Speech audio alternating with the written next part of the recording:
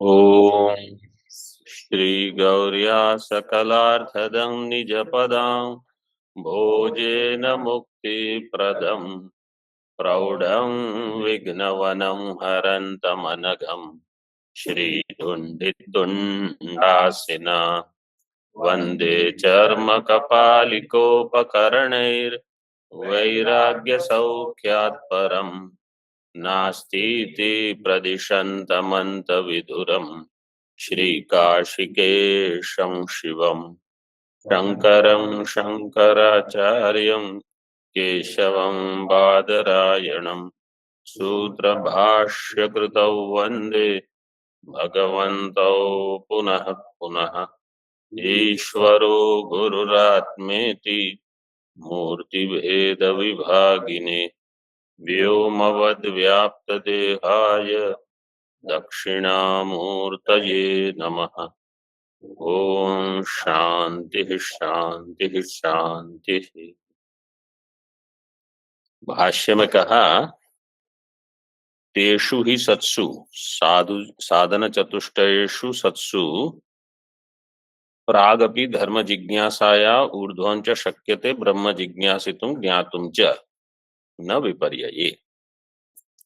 ब्रह्म जिज्ञासा तभी होगी जब साधन चतुष्टय होगा। साधन चतुष्टय होने से ब्रह्म जिज्ञासा और ब्रह्म का ज्ञान दोनों संभव है जब साधन चतुष्टय होगा। और साधन चतुष्टय नहीं है तो जिज्ञासा भी नहीं होगी, ज्ञान भी नहीं होगा। ये अन्वय व्यतिरेक से बता दिया। ठीक है, अब टीका में देखिए।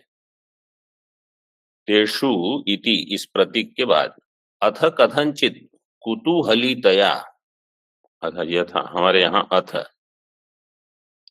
यथा जो भी यथा कथनचित कुतूहलितया ब्रह्म विचार प्रवृत्तस्यापि फल पर्यंतम तज्ज्ञानानुदयात् व्यतिरेक सिद्धि ही। अब कोई प्रश्न करेगा कि समझो हमको इतनी कोई ब्रह्म जिज्ञासा नहीं है, मतलब साधन चतुष्टय में कुछ कम है, या तो विवेक कम है। विवेक हो तो वैराग्य में तो कुछ ना कुछ कम मिल ही जाएगा, शम दम में कुछ कमी है। लेकिन कुछ पाठ चल रहा है तो बैठेंगे। कोई जैसे यहाँ भी कभी पाठ में पीछे कोई बैठ जाता है अथवा बाहर बैठ के केवल सुनते हैं। और कुछ समय है, कुछ जैसे ऑनलाइन कुछ रिकॉर्डिंग चल रहा है वो सुन लिया। इतना वैराग्य नहीं है, समदम नहीं है, अथवा मोक्ष की कोई इतनी प्रबल इच्छा नहीं है। कुछ चल रहा है, सुन लेंगे, कान पवित्र हो जाएंगे ऐसे। तो ये उनका प्रश्न है। कुछ कुतूहल है कि ये क्या है, सुने तो सही, उपनिषद क्या होता है, वेदांत क्या होता है। तो ऐसे अगर वो ब्रह्म विचार में प्रवृत्त हो गए तो वहां तो साधन चतुष्टय नहीं है लेकिन ब्रह्म विचार है।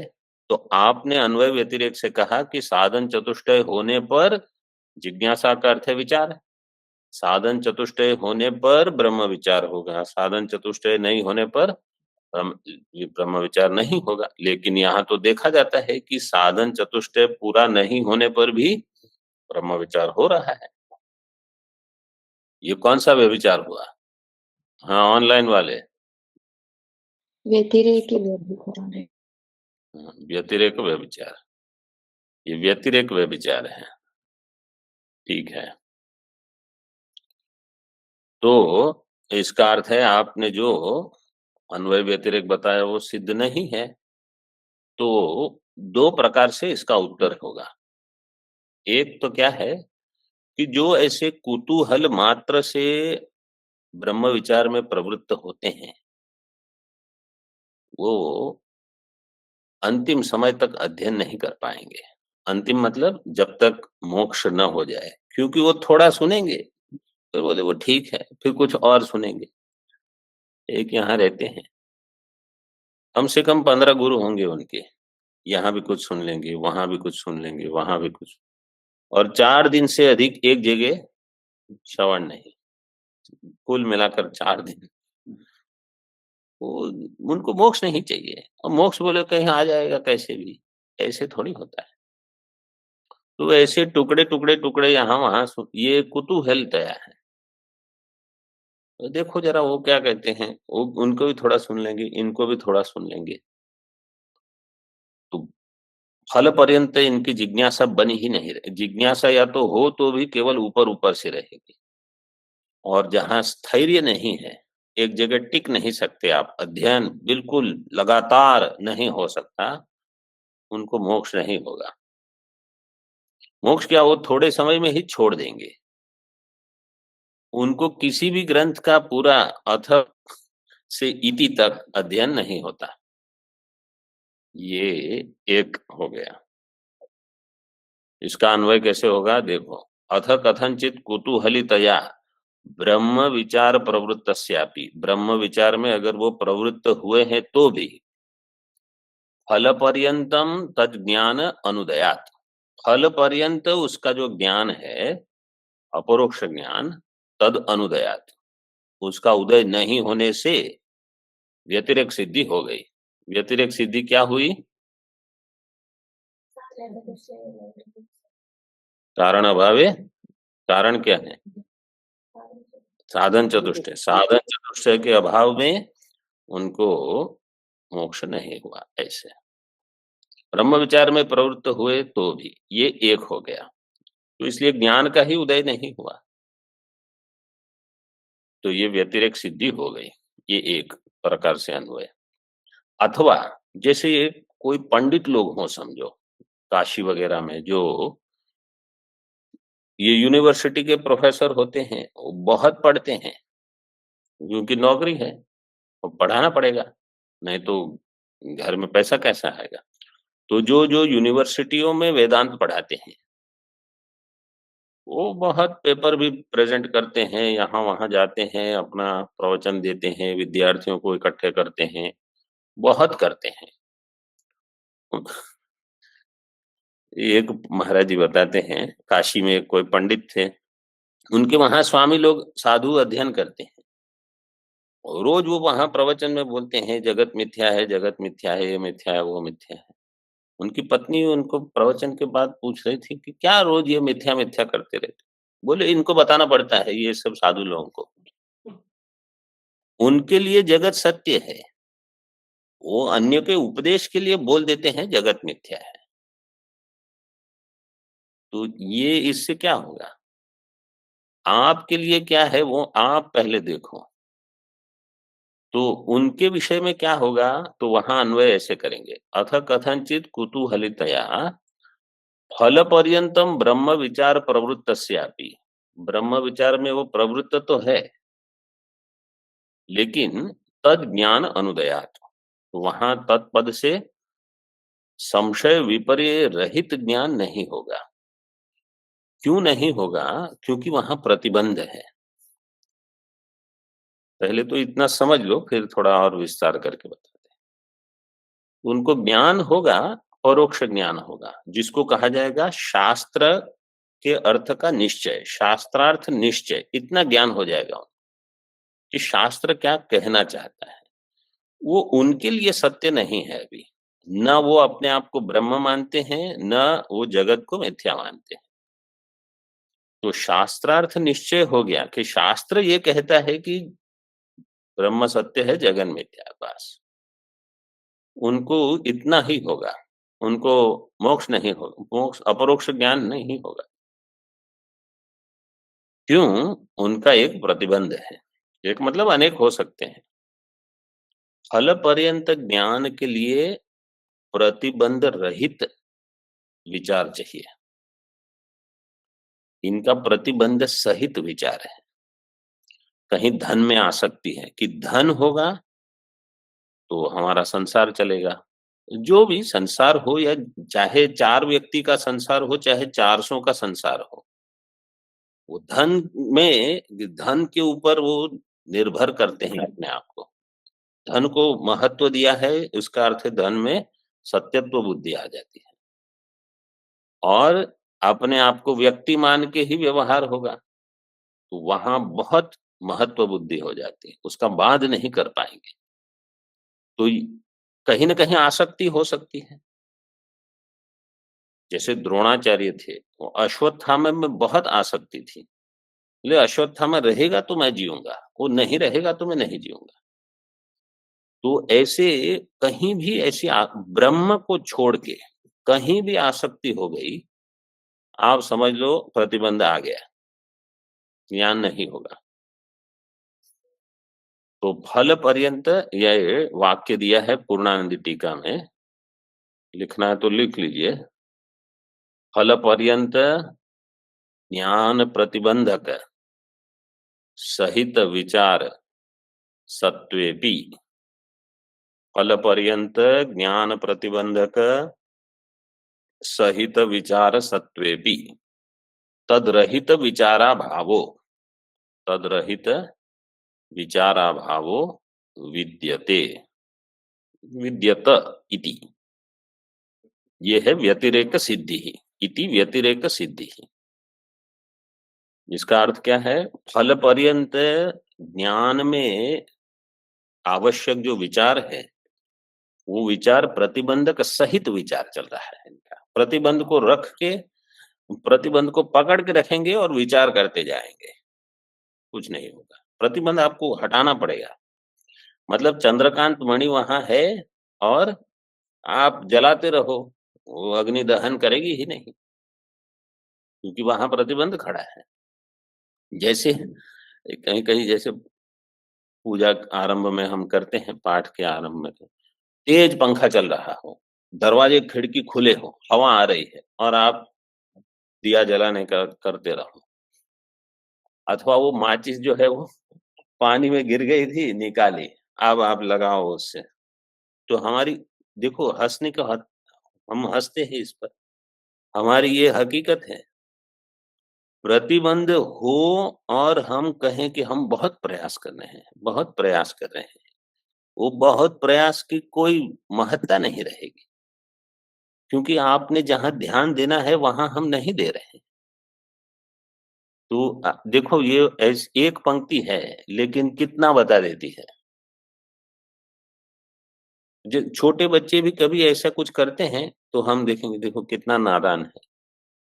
बस आचार्य हम पर देख के यही कहेंगे, देखो क्या मूर्ख हैं ये, कहीं काम है, कहीं राग है, कहीं कुछ है, और इनको मोक्ष चाहिए, क्या होगा? तो जो उन्होंने वाक्य लिखा है, वहां अन्वय सिद्धि व्यतिरेक सिद्धि बिल्कुल है। हम भले हमको लगता हो अथवा कोई और महान पंडित भी हो, हमसे बहुत अच्छी व्याख्या वगैरह कर भी ले, ठीक ठीक साधन चतुष्टय नहीं है, कहीं आसक्ति है आपकी, ज्ञान सिद्ध नहीं होगा। तो जो कहा है वो बिल्कुल सही है ऐसे। अब आगे देखिए, मतलब इस पर तो विचार जितना अधिक होगा, इतना हमको दिख जाएगा कि कहाँ-कहाँ हम में कमी है। इसलिए हम, क्या है इसका प्रयोजन क्या है? हम भ्रांति में न जिए कि हो जाएगा इस जन्म में, अथवा जब तक प्रतिबंध है तब तक चाहे 1 जन्म हो, चाहे 100 जन्म लगाने पड़े, क्या है? प्रतिबंध निवृत्ति करनी ही पड़ेगी आपको, और हमें ही करनी पड़ेगी। परमात्मा की कृपा के लिए साधन करो, फिर परमात्मा हटा देंगे, जो भी हो। अब अथ शब्द का व्याख्यान समाप्त हो रहा है। अथ शब्द व्याख्यानम उपसंहरति, तस्मात् अथ शब्देन यथोक्त साधन संपत्त्यानंतर्यम उपदिश्यते। इसलिए अथ शब्द के द्वारा यथोक्त साधन संपत्ति आनंतर्यम, जो साधन संपत्ति, साधन चतुष्ट है, उसको संपत्ति कह दिया। यही हमारी संपत्ति है ध्येय तक पहुंचने के लिए। तो अथ शब्द से इस साधन चतुष्टय को बता दिया। तत्स्य, अथ शब्द का अर्थ है अनंतर्यम, किसके अनंतर में? साधन चतुष्टय संपत्ति के अनंतर उपदिश्यते। ये एक प्रकरण, मतलब एक शब्द की व्याख्या हो गई। अब दूसरे शब्द को लेते हैं। टीका में देखिए, ननु उक्त विवेकादिकम न संभवती। पूर्व पक्ष वहीं खड़ा है, बोले ये होगा ही नहीं, ऐसा साधन चतुष्टय किसमें आएगा? विवेकादिकम न संभवति। दूसरा आप कहते हो वैराग्य, अक्षय्यम हवै चातुर्मास्य याजिनः सुकृतम इत्यादि श्रुत्या कर्मफलस्य नित्यत्वेन ततो वैराग्या सिद्धेः। जो चातुर्मास्य याग करते हैं, मतलब जो हम चातुर्मास्य रखते हैं वो नहीं, ये चातुर्मास्य याग है, उनका यजन करने वाले चातुर्मास्य याजिना, ये कार्तिक, फाल्गुन और आषाढ़ में करते हैं। 3 बार होगा, क्योंकि 4-4 महीने में 1 बार होगा, वो हमारी टिप्पणी में दिया है। चातुर्मास्य याजिना, हाँ, उसका जो फल होगा, ये आता है, मुंडक में भी आया है शब्द, वैश्वदेवम चातुर्मास्यम अतिथि वर्जितम, ये जो है उनको आसप्तमांस तस्य लोकान हिनस्ति, ऐसे कह दिया। तो कोई कहेगा कि ये चातुर्मास्य, वेद कहता है, कोई नहीं, वेद कहता है कि इसका फल तो अक्षय है, मतलब नित्य है। चातुर्मास्य का फल नित्य होगा, सुकृतम, पुण्य, इत्यादि श्रुत्या कर्मफलस्य नित्यत्वेन, कर्मफल ही नित्य है, तो फिर वैराग्य की क्या आवश्यकता है? तो वैराग्य असिद्ध है, क्योंकि आपको कर्म से नित्य फल मिल जाएगा। वेदांती क्या कहेंगे? कर्म का फल अनित्य है, उसको छोड़ दो ब्रह्म के लिए। बोले कर्म का फल नित्य है, वैराग्य असिद्ध है। जीवस्य ब्रह्म स्वरूप मोक्षश्च अयुक्तः भेदात्। जीवस्य ब्रह्म स्वरूप मोक्ष, और जीव का स्वरूप है ब्रह्म, आप कहते हो।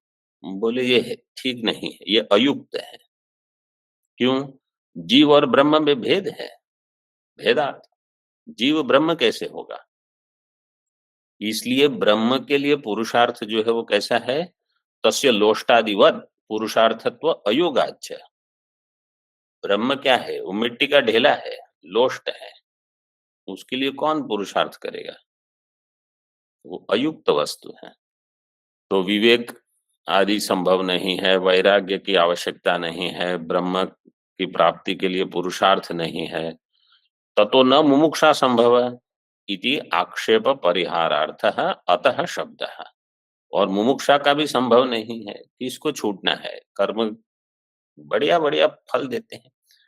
देखो ये तो साधारण, यहाँ तो जो वेद में जो फल दिया है, मतलब आप कम से कम पितृलोक अथवा स्वर्गलोक में जाके कर्म का फल भोग लोगे।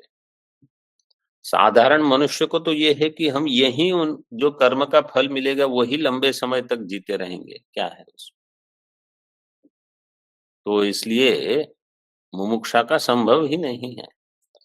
ये आक्षेप है, उस आक्षेप का परिहार करेंगे सूत्रकार।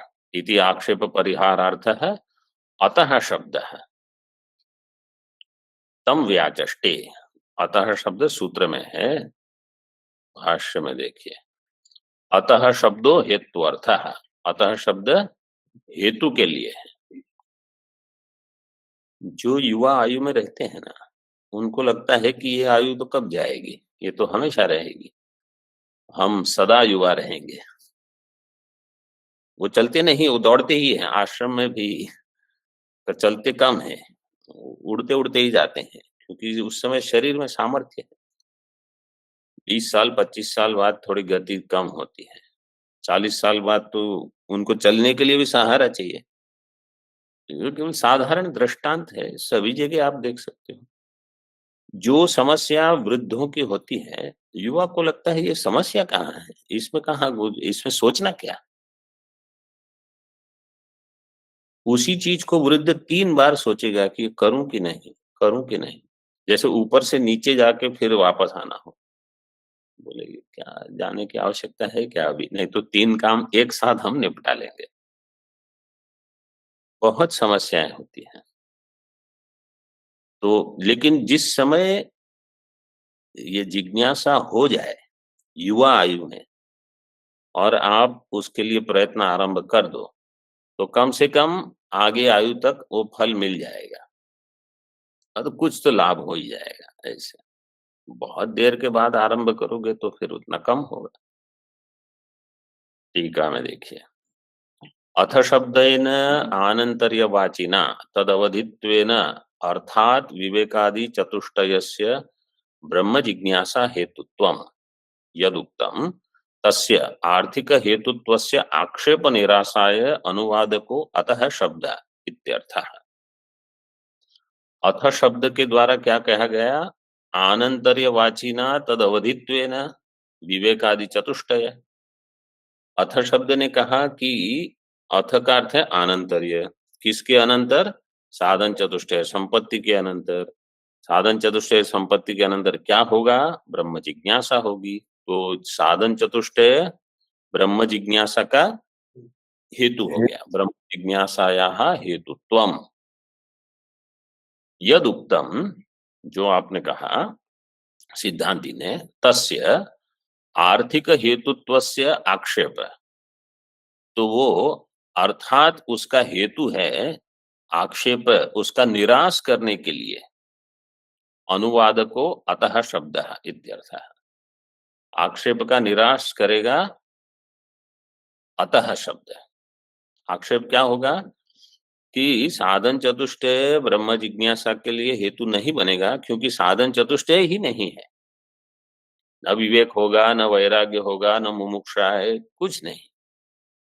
वैराग्य की क्या आवश्यकता है? अथवा ब्रह्म जानने की जरूरत क्या है? क्योंकि जीव कभी ब्रह्म हो ही नहीं सकता ऐसे। तो जो ये आक्षेप है उसका परिहार किस शब्द से हो रहा है?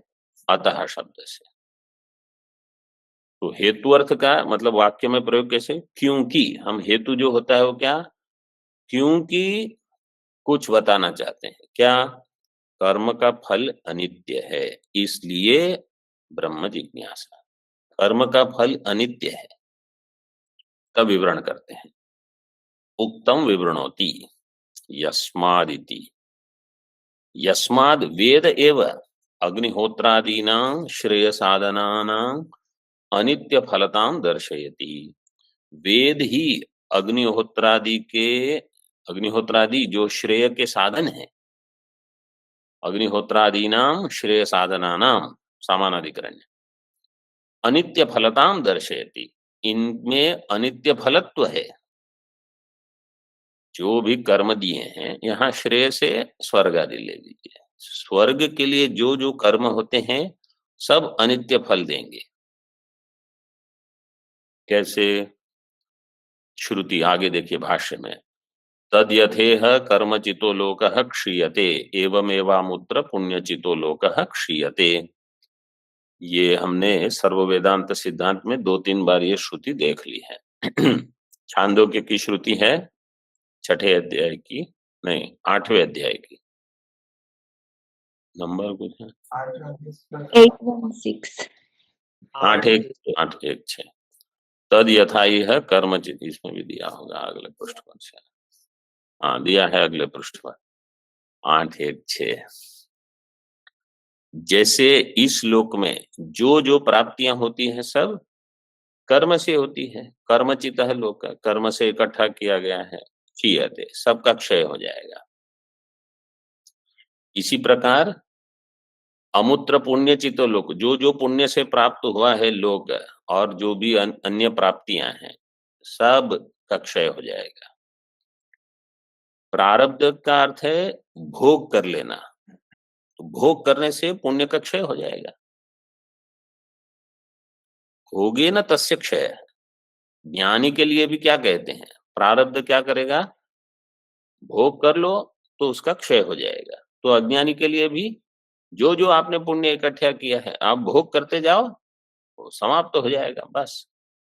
फिर क्षीणे पुण्य अथवा अध, मर्त्य लोक की कोई गारंटी कहाँ है कि आप यहीं तक आ जाओगे? यदि इसके नीचे भी जा सकते हो।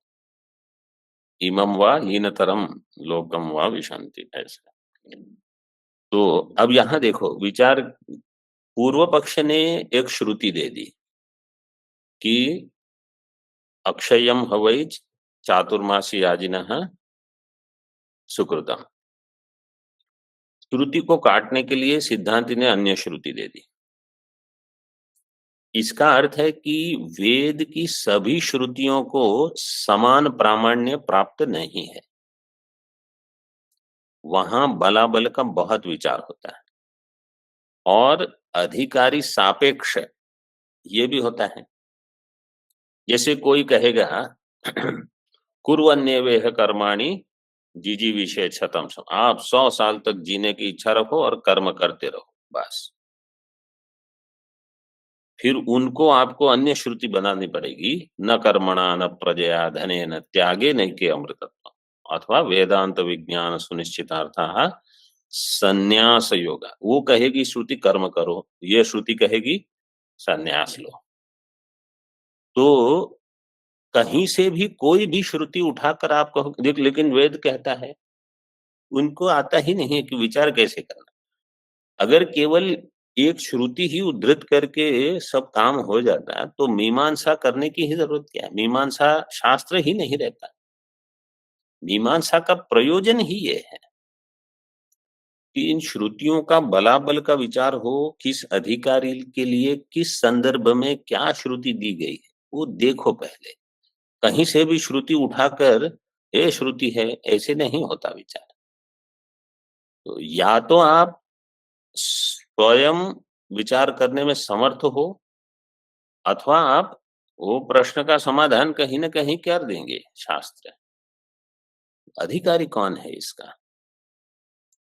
तो किसी को अगर कहा जाए, समझो सबके सामने भी, जहाँ 500 लोग इकट्ठे हों और कहा जाए कि आपको सभी को कर्मयोग करना है, आपको सभी को जप करना है, ये वो। तो जो मंद अधिकारी, मध्यम अधिकारी, उत्तम अधिकारी, उनको पता होना चाहिए कौन-सा उपदेश किसके लिए है। उनको पता होना चाहिए कि हमारे लिए क्या है, हम किस स्थिति में हैं। और अगर जिसको ब्रह्म विचार में बुद्धि पूरा समय लगाना है, उनको पता रहना चाहिए कि ये उपदेश अन्यों के लिए, हमारे लिए नहीं है। जिनको ये विवेक नहीं है, वो शास्त्र अध्ययन नहीं कर पाएँगे। वो हमेशा जहाँ उनको कहा जाएगा कर्म करो, वो संन्यास वाली श्रुति दिखाएँगे। जहाँ उनको कहा जाएगा संन्यास लो, वो कर्म वाली श्रुति दिखाएँगे और हमेशा भ्रमित ही रहेंगे। ये ना हो।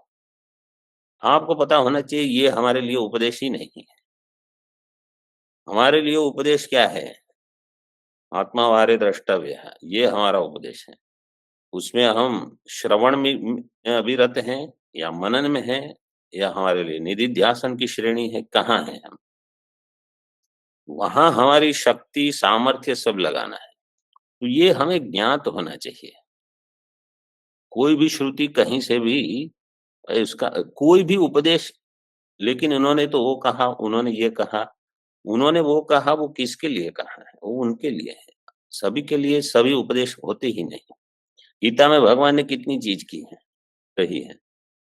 क्या सभी लोगों के लिए सभी चीज़ नहीं होती? वो जो जहाँ का अधिकारी है, उनके लिए वो है। अर्जुन के लिए जो उपदेश है, मां मनुस्मर युध्य च, नचिकेता के लिए वो उपदेश नहीं है। वो अलग विद्यार्थी हैं। तो ये बहुत ही स्पष्ट हो, नहीं तो आप हमेशा भ्रमित रहोगे। तो देखो श्रुति दे दी, कर्मचितो लोकः क्षीयते एवमेवामुत्र पुण्यचितो लोकः क्षीयते। अब जो यहाँ पाप कर्म ही करते हैं, उनको तो कहो कि आप पुण्य कर्म करो। उनको मोक्ष का उपदेश देने की आवश्यकता नहीं है।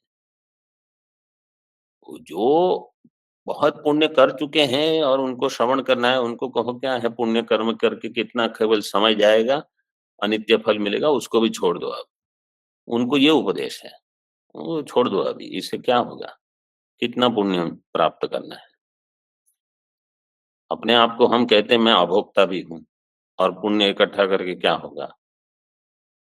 जो बिल्कुल कम से कम आवश्यक है वहां लगे रहो, बाकी पूरी समय शक्ति सामर्थ्य श्रवण में लगा दो, इत्यादि ही।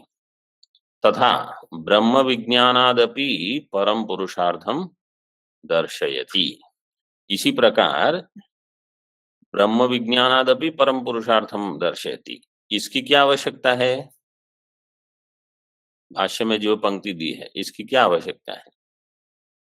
ब्रह्मविद आपनोति परम। आपको अतः शब्द से क्या बताना था? हेतु। हेतु किसके लिए?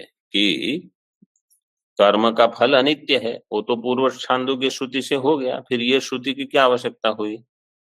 ये पुरुषार्थ योग्य है और ब्रह्म पुरुषार्थ योग्य है इसके लिए। क्योंकि आपको 2 चीज़ बतानी है। कर्म का फल अनित्य है और ब्रह्म ज्ञान का फल नित्य है। दोनों हो, समझो हमको इतना ज्ञात हो गया, कर्म का फल अनित्य है, तो हम कर्म नहीं करेंगे। लेकिन ब्रह्म ज्ञान का फल नित्य है, ये ज्ञात नहीं हुआ, तो हम वहां जुड़ेंगे नहीं, हम इसको छोड़ देंगे और वहां जुड़ेंगे नहीं। तो आपको शास्त्र क्या कहता है? उसको छोड़ो और इसको पकड़ो, तो दोनों होने चाहिए। इसलिए ये श्रुति दे दी।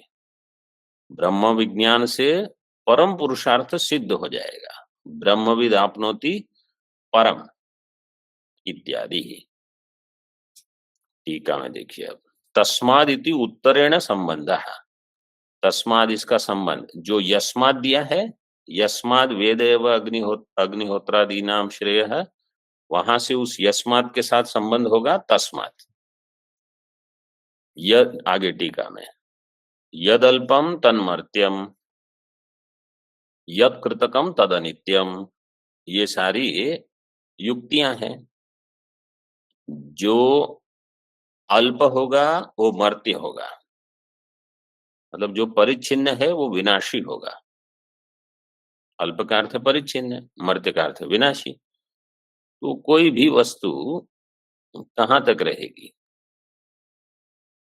और यद कृतकम तद अनित्यम, जो कर्म का फल होगा, जो कृत होगा, वो अनित्य ही होगा।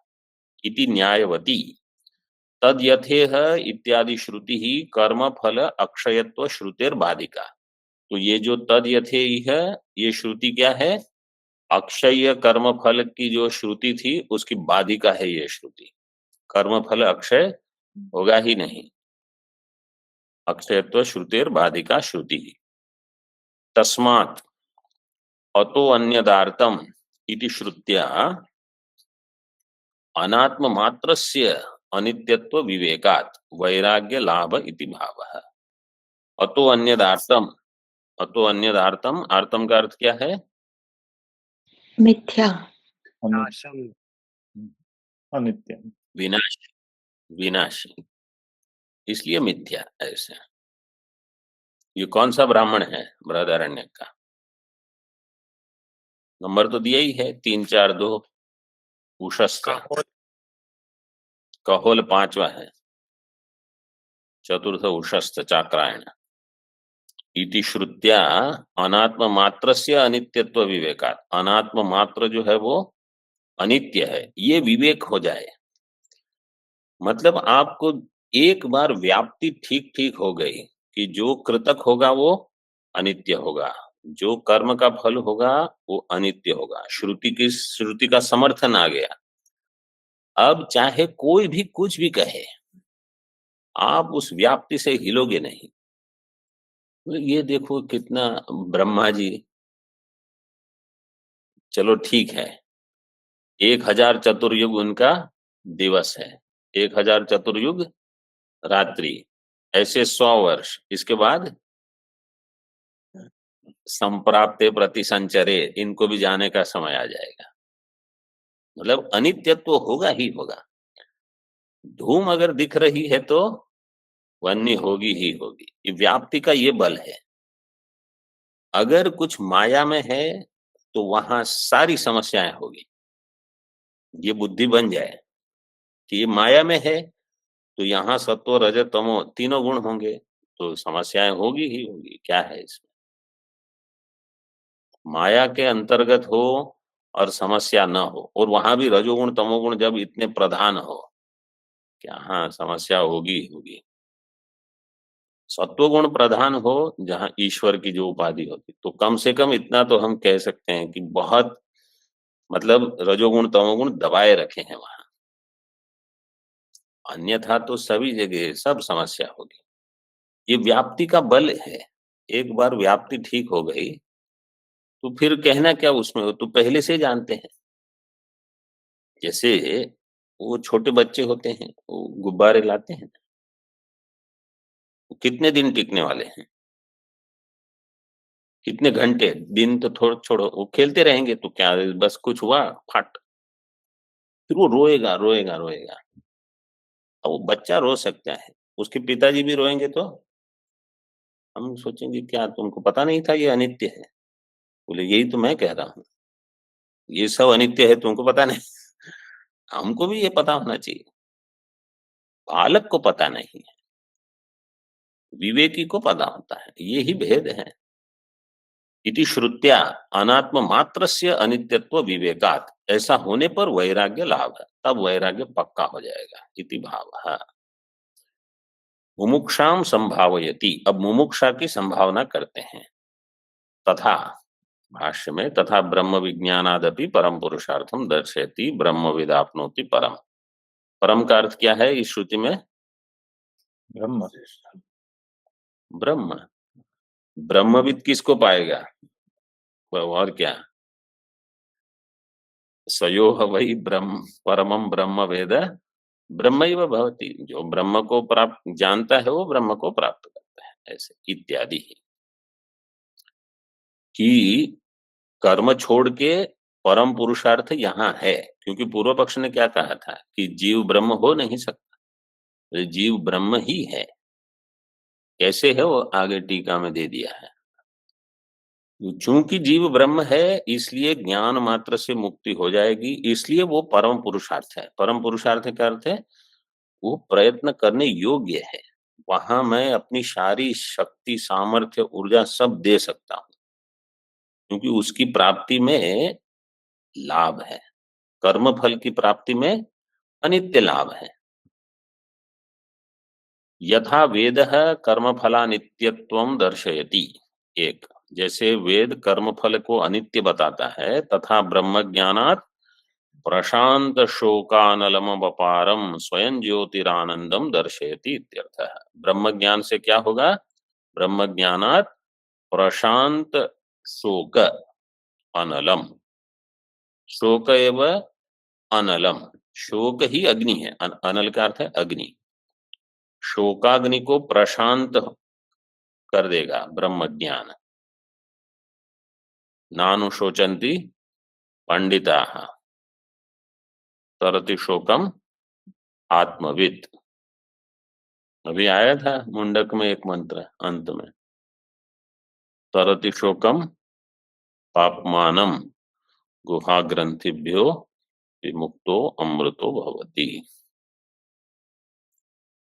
प्रशांत शोक अनलम एक, अपारम स्वयं ज्योति ही आनंदम, ब्रह्म ज्ञान से ये सब प्राप्ति हो जाएगी। शोक की निवृत्ति, अपार आनंद जो कि स्वयं ज्योति स्वरूप है, दर्शयति इत्यर्थः।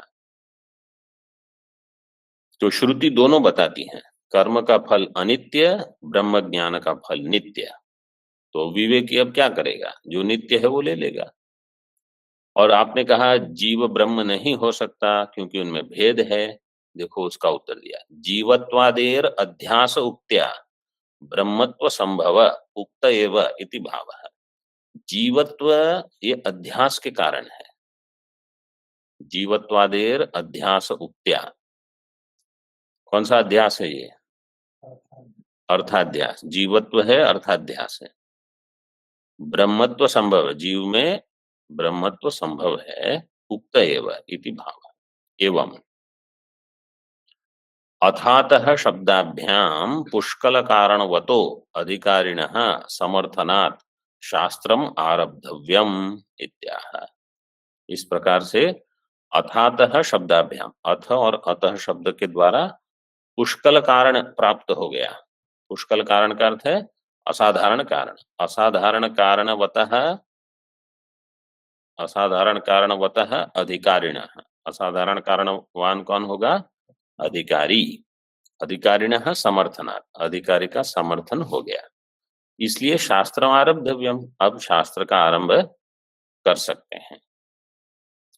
इत्याह तस्मात् यथोक्त साधन संपत्त्यनंतरम ब्रह्म जिज्ञासा कर्तव्या, इसलिए यथोक्त साधन संपत्ति के पश्चात ब्रह्म जिज्ञासा कर्तव्या। जिज्ञासा का अर्थ कहेंगे विचार, मतलब ब्रह्म का विचार करो। अब ये क्या आज 10:30 बजे क्या भोजन में मिलेगा? वो चिंता मत करो, आप ब्रह्म का विचार करो। वहाँ क्या जाएँगे, वहाँ वो तो कुछ ना कुछ तो होते ही रहेगा दुनिया में। ब्रह्म जिज्ञासा कर्तव्य। तो साधन चतुष्टय में कुछ कमी है तो आप विचार करते जाओ, साधन चतुष्टय भरते जाएगा। जो वैराग्य में कोई ऐसा तो नहीं होता, बहुत कम होंगे कि पहले ही दिन पूरा वैराग्य हो जाए फिर ब्रह्म विचार आरंभ करें। कुछ कमी है, ठीक है, धीरे-धीरे वैराग्य बढ़ जाएगा, शमदमा बढ़ जाएगी। कुछ-कुछ पाठ जीवन में मिल जाते हैं, क्या है दुखी तो हो, जिनके पास ये सब है वो क्या है, वो भी दुखी हैं। ब्रह्म जिज्ञासा कर्तव्या, कर्तव्या पद का अध्याहार कर रहे हैं। टीका में देखिए, सूत्र वाक्य पूर्णार्थम अध्याहृत कर्तव्य पद अन्वयार्थम ब्रह्म जिज्ञासा पदेन विचारम लक्षयितुम तस्य स्वाभिमत समास कथनेन अवयवार्थम दर्शयति ब्रह्मण इति। केवल अभी इतना याद रखिए कि यहाँ जिज्ञासा पद का जिज्ञासा कर्तव्य कर्तव्य पद का अध्याहार करके अन्वय करते हैं और ब्रह्म जिज्ञासा पद से विचार का लक्षण वहां लिए हैं। ओम पूर्णमदः पूर्णमिदं पूर्णात् पूर्णमुदच्यते पूर्णस्य पूर्णमादाय पूर्णमेवावशिष्यते। ओम शांति शांति शांति। शंकरं शंकराचार्यं केशवं बादरायणं सूत्रभाष्यकृतौ वन्दे भगवन्तौ पुनः पुनः। ईश्वरो गुरुरात्मेति मूर्तिभेदविभागिने व्योमवद्व्याप्तदेहाय दक्षिणामूर्तये नमः। ओम शांति शांति शांति।